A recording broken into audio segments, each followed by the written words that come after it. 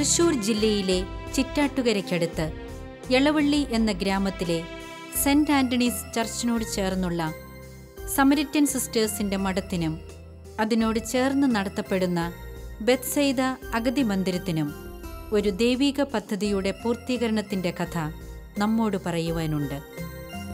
ഈ അഗതി മന്ദിരത്തിന്റെ സ്ഥാപകനും എളവള്ളി സ്വദേശിയുമായ അറയ്ക്കൽ മാത്തച്ചൻ ചേട്ടന്റെ ദൈവിക പദ്ധതിയോട് ചേർന്നുള്ള സമർപ്പണത്തിന്റെ പിന്നാമ്പുറങ്ങളിലേക്കാണ് ഇന്നത്തെ നമ്മുടെ യാത്ര.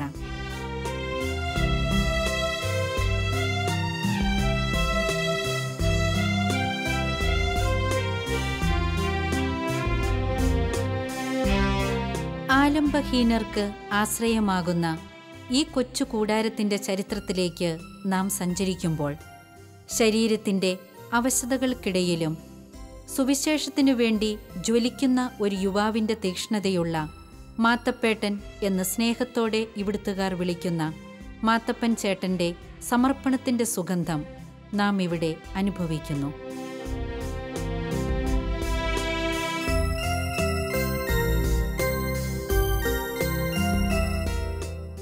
എൻ്റെ പേര് മാത്യു അറക്കിൽ. എൻ്റെ നാട് എളവള്ളിയാണ്, തൃശ്ശൂർ ഡിസ്ട്രിക്റ്റിലാണ് ഈ സ്ഥലം. ഞാൻ ചെറുപ്പം മുതലേ വളരെ മറ്റുള്ളവരെ സഹായിക്കണം എന്നുള്ള ആഗ്രഹമാണ് എൻ്റെ ഉള്ളിലുള്ളത്. അത് തിളച്ച് കയറുകയും ചെയ്തു. പക്ഷേ അത് വളരെ ചെറുപ്പത്തിലായതുകൊണ്ട് അതിനൊന്നും എനിക്ക് മനസ്സിലാക്കാൻ കഴിഞ്ഞില്ല. പിന്നീട് ഞാൻ പഠനത്തിന് ശേഷം നാട് വിടേണ്ട ഒരു അവസ്ഥ വന്നു. കുടുംബത്തിലെ പരിസ്ഥിതി മോശമായിരുന്നു. ഞങ്ങൾ സഹോദരങ്ങൾ 5 അപ്പനും അമ്മയുണ്ട്.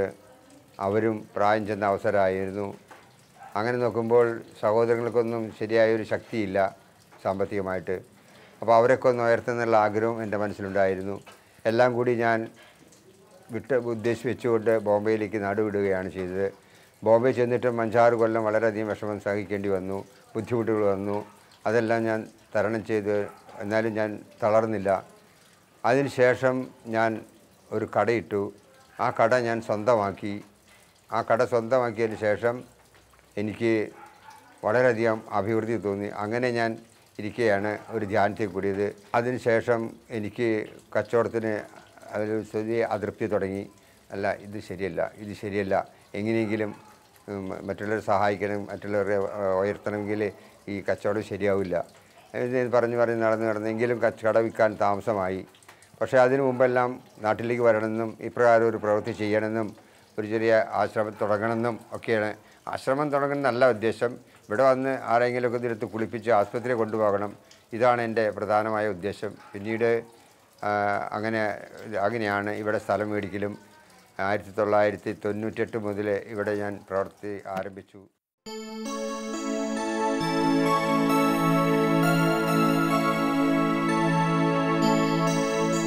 ചെറുപ്പത്തിലെ കുടുംബത്തിലെ പരാധീനതകൾക്കിടയിൽ ബോംബെ എന്ന മഹാനഗരത്തിലേക്ക് നാടുവിട്ടുപോയി അവിടെ പിന്നീട് വലിയ വ്യാപാരം നടത്തിപ്പോന്ന മാത്തപ്പേട്ടൻ സമ്പത്തിന്റെ തിളക്കത്തിലേക്ക് തൻ്റെ കണ്ണുകൾ പതിഞ്ഞപ്പോൾ, ഞാൻ സമ്പത്തിലേക്ക് കൂടുതൽ അടുക്കുമ്പോൾ എൻ്റെ ദൈവത്തിൽ നിന്ന് കൂടുതൽ അകലുന്നു എന്ന് മനസ്സിലാക്കി എല്ലാ വ്യാപാരങ്ങളും പദ്ധതികളും ഉപേക്ഷിച്ച് നാട്ടിലേക്ക് മടങ്ങി.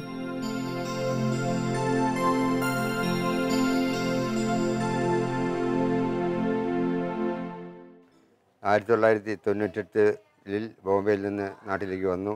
നാട്ടിൽ വന്നതിന് ശേഷം തറവാട് എനിക്കാണ് വീട്ടിൽ അപ്പൻ ഭാഗിച്ചു വെച്ചിരുന്നത്. അതിൽ 3 സഹോദരങ്ങൾ താമസിച്ചിരുന്നു. അവരെ അവിടുന്ന് മാറ്റാനായിട്ട് ഞാൻ അവർക്ക് വേണ്ടി വീടൊക്കെ പണിയാൻ സഹായിച്ചു, കുറച്ച് ആൾക്ക് ചെയ്തു കൊടുത്തു. അതിനുശേഷം വീട്ടിലെ മറ്റു കുറവുകളൊക്കെ ഞാൻ നികത്തുകയുണ്ടായി. പിന്നീട് എനിക്ക് തോന്നി, എൻ്റെ ഉദ്ദേശം അതല്ലല്ലോ, ഇതൊന്നല്ലല്ലോ, ഞാൻ ഉദ്ദേശിച്ചിരിക്കുന്നത് അഗതികളെ നോക്കാനല്ലേ. അപ്പോൾ അഗതികൾക്ക് വേണ്ടി ഞാൻ കെട്ടിട പണി ആരംഭിച്ചു. 2002 അത് കെട്ടിടം പണി പൂർത്തിയാക്കിയതിന് ശേഷം പിന്നീടും കുറേ സാങ്കേതിക തടസ്സങ്ങൾ വന്നു. 2004 ഞാൻ 9 അഗതികളെ വെച്ച് ഇത് സ്റ്റാർട്ട് ചെയ്തു. സ്റ്റാർട്ട് ചെയ്തപ്പോൾ ഇത് 2 കൊല്ലം ഞാൻ തന്നെ ഒറ്റയ്ക്ക് നടത്തി. പിന്നീട് എനിക്ക് ശാരീരസ്ഥിതി മോശമായി വരുന്നു. സഹായിക്കാൻ പുറമെ ആളില്ലാത്തതിൻ്റെ പേരിൽ ഞാൻ ഇത് വികാരിയച്ഛനായിട്ട് ആലോചിച്ചു. അപ്പോൾ വികാരിയച്ഛൻ പറഞ്ഞു തന്നു, ഇങ്ങനെ മാത്തേട്ടനത് മഠക്കാർക്ക് കൊടുക്ക്, അപ്പോൾ ഇളവള്ളിക്ക് ഒരു മഠം കൂടി കിട്ടും നമുക്ക്. അപ്പോൾ അങ്ങനെ അച്ഛൻ്റെ നിർബന്ധവും അച്ഛൻ്റെ ആഗ്രഹവും എൻ്റെ അതിനോട് സഹകരിച്ചുള്ള സഹായവും ഒക്കെ കൂടി ഞാൻ സമരിറ്റൻ സിസ്റ്റേഴ്സിന് കൊടുക്കുകയാണ് ചെയ്തത്. അവർ 2006 മുതൽ അവർക്ക് ഞാൻ ഏൽപ്പിച്ചു കൊടുത്തു.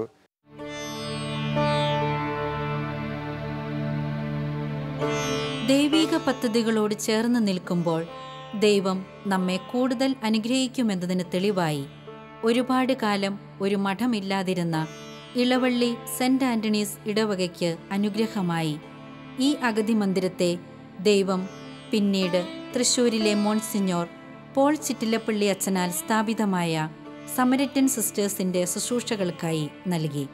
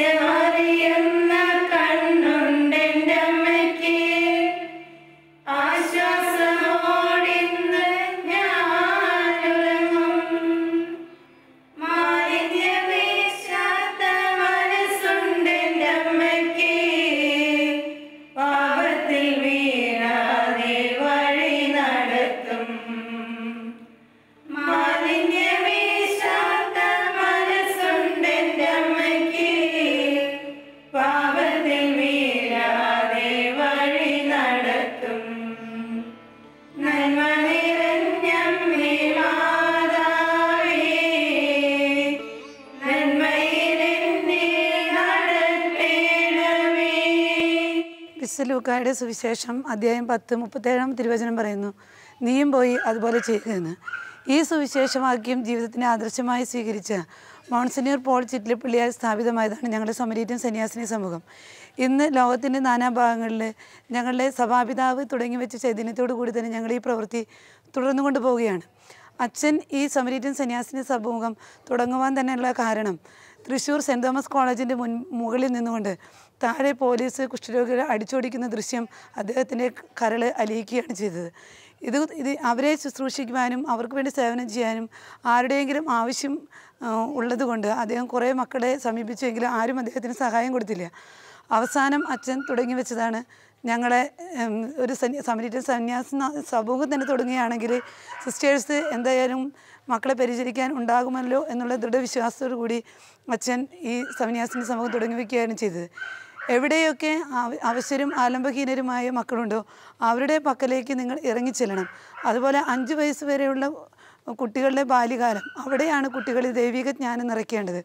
ഈ 2 ആശയങ്ങൾ മുൻനിർത്തിക്കൊണ്ട് ഞങ്ങൾ ചെല്ലുന്നിടത്തൊക്കെ ഒരു നഴ്സറിയും അതുപോലെ തന്നെ അതുപതിച്ച് അശരണരായ മക്കൾക്ക് വേണ്ടി ഞങ്ങൾ സേവനം ചെയ്തുകൊണ്ട് വരികയാണ്.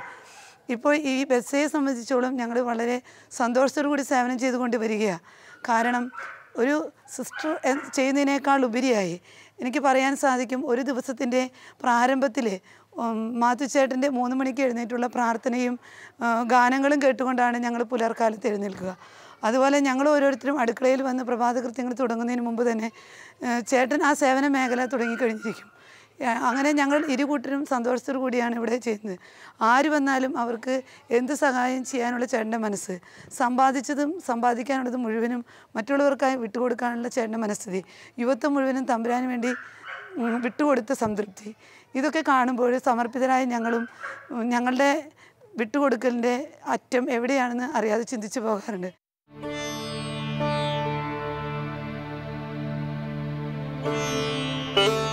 തന്നെക്കുറിച്ചുള്ള ദൈവിക പദ്ധതി വ്യാപാരമോ മറ്റു ജോലികളോ അല്ല എന്ന് മനസ്സിലാക്കിയ ഇദ്ദേഹം വിവാഹം കഴിക്കാതെ തൻ്റെ ജീവിതത്തിൻ്റെ മുഴുവൻ സമയവും ദൈവിക ശുശ്രൂഷകൾക്കായി നൽകി.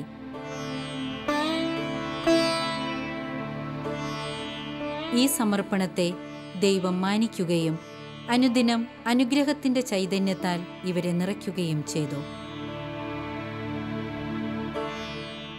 ഞാൻ പുറകോട്ട് ചിന്തിക്കുമ്പോൾ ഇതുവരെ ദൈവം എനിക്ക് നടത്തിയത് ദൈവത്തിൻ്റെ ശക്തി എന്നിൽ പ്രകടമായതുകൊണ്ടാണ്. ദൈവം എന്നെ വഴി നടത്തിയത് അവിടുത്തെ ശക്തി തന്നെയാണ്.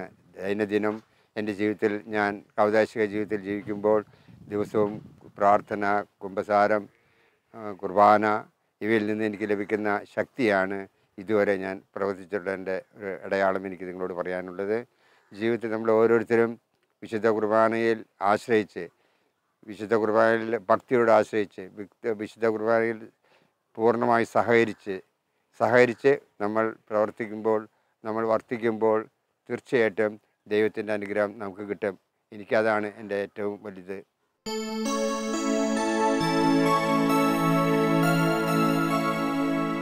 രോഗികളായി തെരുവിൽ അലയുന്നവരെയും ആരുമില്ലാതെ കടത്തിണ്ണകളിൽ ഉറങ്ങുന്നവരെയും ഇവിടെ എത്തിച്ച് സ്നേഹപൂർവം ഇവർ പരിചരിക്കുന്നു. സുവിശേഷം ജീവിതത്തിൻ്റെ ഭാഗമാകുമ്പോൾ മറ്റുള്ളവരിൽ ക്രിസ്തുവിൻ്റെ മുഖം ദർശിക്കുവാനും നല്ല സമരിയക്കാരനെ പോലെ സുവിശേഷത്തിൻ്റെ സുഗന്ധം പരത്തുവാനും ഇവർ ഇന്ന് ശ്രദ്ധിക്കുന്നു. നമ്മൾ യേശുവിൻ്റെ മുഖത്ത് നോക്കി യേശുവിന് വേണ്ടി, കാരണം യേശു തന്നെ പറഞ്ഞല്ലോ, എൻ്റെ നാമത്തിൽ ഒരു ഗ്ലാസ് വെള്ളം കൊടുത്താൽ അതിൻ്റെ പ്രതിഫലം അവിടുന്ന് തരുമെന്ന് പറഞ്ഞ അതാ മനസ്സിൽ വെച്ചുകൊണ്ട് എല്ലാ രോഗികളാണ് പല സ്ഥലത്തു നിന്ന് വരുന്നവരാണ്, പല തെരുവിൽ നിന്ന് വരുന്നവരാണ്, പല തരത്തിലുള്ള അസുഖമുള്ളവരാണ്. അവരെല്ലാം നമ്മൾ ഒരേ കണ്ണുകൊണ്ട് കാണണം. ചിലപ്പോൾ അവരുടെ പ്രവൃത്തിയൊക്കെ നമുക്ക് എതിരായിട്ട് വരും, അപ്പോഴും നമുക്ക് ദേഷ്യപ്പെട്ടതിന് വരും. എങ്കിലും ദൈവത്തിൻ്റെ മുഖത്തേക്ക് നോക്കുമ്പോൾ അവർക്ക് വീണ്ടും അവർക്ക് വേണ്ട ചെയ്തു കൊടുക്കാനുള്ള മനസ്സ് തമ്പുരാൻ തന്നെ തരുന്നുണ്ട്.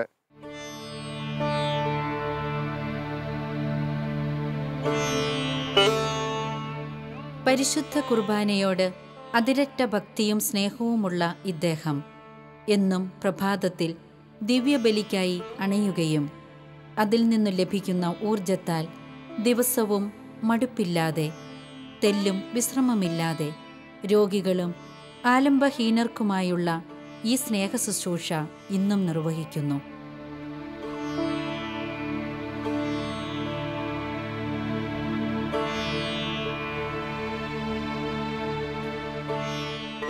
തൃശ്ശൂർ അതിരൂപതയിലെ മറ്റു ഫൊറോനയിൽപ്പെട്ട 181 കുടുംബങ്ങളുള്ള ഇടവകയാണ് സെൻറ്റ് ആൻ്റണീസ് ഇടവക എളവള്ളി.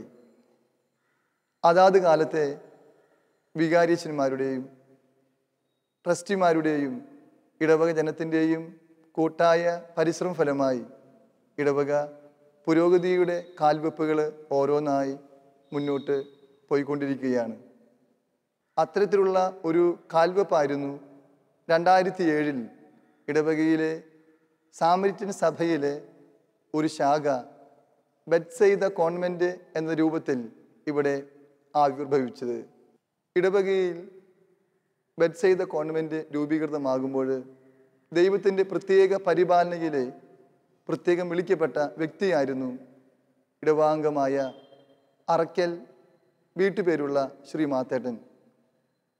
ഇടവകയുടെ ചരിത്രത്തിലെ ഒരു കൈക്കാരനായും ഇടവകയുടെ വിൻസെൻ്റ് പോൾ പ്രവർത്തനത്തിലെ സജീവ പ്രവർത്തകനായും പ്രാർത്ഥനാ കൂട്ടായ്മയുടെ ലീഡറായുമൊക്കെ വളരെ ശ്രേഷ്ഠമായ ശുശ്രൂഷ ചെയ്തു വരവെയാണ് മാത്തേട്ടനെ ഒരു അഗതി മന്ദിരം സ്ഥാപിക്കുവാനുള്ള ഉൾവിളി ഉണ്ടാവുക.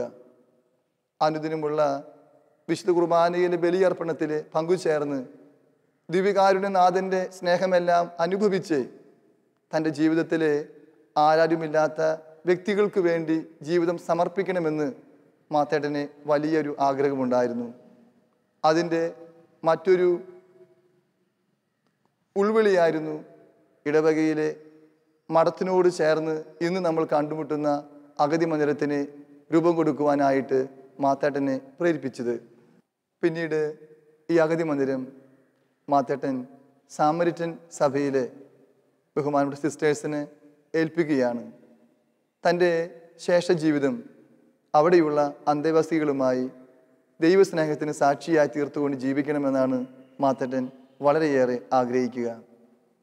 ഈശോയിൽ സ്നേഹമുള്ളവരെ, ആധുനിക ലോകത്തിലെ മനുഷ്യജീവന് വില കുറഞ്ഞുകൊണ്ടിരിക്കുകയാണ്. പോപ്പ് എമിരിറ്റസ് ബെനഡിക്ട് 16 മാർപ്പാപ്പ ഇപ്രകാരം പറയുന്നുണ്ട്: ആധുനിക ലോകം ഒരു മരുഭൂമിയായി തീർന്നുകൊണ്ടിരിക്കുകയാണ്. ആധുനിക കുടുംബങ്ങളും സംസ്കാരവുമൊക്കെ ഒരു മരുഭൂമിയുടെ ഒരു സംസ്കാരത്തിലേക്ക് നീങ്ങിക്കൊണ്ടിരിക്കുകയാണ്. അങ്ങനെയുള്ള ഈ കാലഘട്ടത്തിൽ തൻ്റെ സമയവും സമ്പത്തും ദൈവസ്നേഹത്തിന് സമർപ്പിച്ചുകൊണ്ട് നമ്മുടെ മുൻപിലെ ഒരു ദിവ്യകാരുണ്യ സംസ്കാരമായിട്ട് വിരാജിക്കുന്ന മാതൃകയുടെ വെള്ളി നക്ഷത്രമായി പരിലസിക്കുന്ന മാത്തേട്ടൻ നമുക്കെന്നും വളരെയേറെ പ്രചോദനമാണ്. നാം ആയിരിക്കുന്ന ലോകത്ത് നമുക്കും ഈ ദിവ്യകാരുണ്യ സംസ്കാരത്തിലേക്ക്, മനുഷ്യജീവനെ വില കൽപ്പിക്കുന്ന ഒരു സംസ്കാരത്തിലേക്ക് നടന്നു നീങ്ങുവാൻ നമ്മുടെ ജീവിതത്തെയും നമുക്ക് പടുത്തുയർത്താം.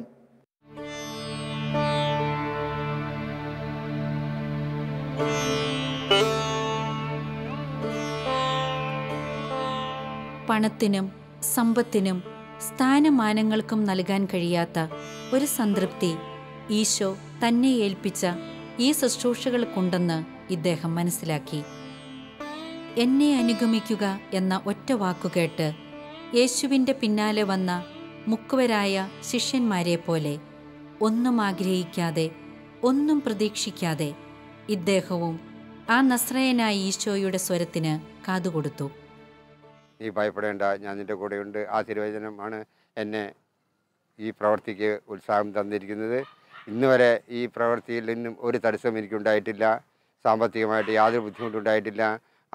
ഇത് ആശ്രമം സിസ്റ്റേഴ്സിനെ ഏൽപ്പിക്കുന്നവരെ യാതൊരു ബുദ്ധിമുട്ടില്ലാതെ തന്നെയാണ് നടത്തിയിരുന്നത്. അതുകൊണ്ട് എനിക്ക് യാതൊരു വിഷമവുമില്ല, ദുഃഖവുമില്ല. ഇനിയും ഉള്ള ജീവിതകാലം മുഴുവൻ യേശുവിന് തന്നെ സമർപ്പിക്കുകയാണ് ഞാൻ ചെയ്യുന്നത്. എല്ലാ പ്രവൃത്തികളും യേശുവിന് തന്നെയാണ് ചെയ്യാൻ പോകുന്നത്. പക്ഷേ ശാരീരികമായിട്ട് ഇപ്പോൾ അല്പം മോശമാണ്. ഞാൻ വയസ്സാണെങ്കിൽ 79ലേക്ക് അടുത്തിരിക്കുന്നു. അപ്പോൾ അങ്ങനെയുള്ള ചുറ്റുപാടിൽ ഞാൻ ആഗ്രഹിക്കുന്നത് നിങ്ങളും ഇപ്രകാരം മറ്റുള്ളവർക്ക് നന്മ ചെയ്യാനുള്ള ഉത്തേജനമാണ് എന്നിൽ നിന്ന് നിങ്ങൾക്ക് ലഭിക്കേണ്ടത്. നന്മ ചെയ്യുക എന്നതാണ് ഓരോ ക്രിസ്ത്യാനിയുടെയും കടമ. മറ്റുള്ളവരെ ഉപദ്രവിക്കാതെ മറ്റുള്ളവരെ സ്നേഹിക്കുക. കർത്താവ് കുരിശിൽ കിടന്നുകൊണ്ട് നമ്മളെ സ്നേഹിച്ചതുപോലെ നമ്മളും എല്ലാം ക്ഷമിച്ചും സഹിച്ചും സ്നേഹിക്കുക. അതാണ് ദൈവത്തിന് ഇഷ്ടമുള്ള കാര്യം.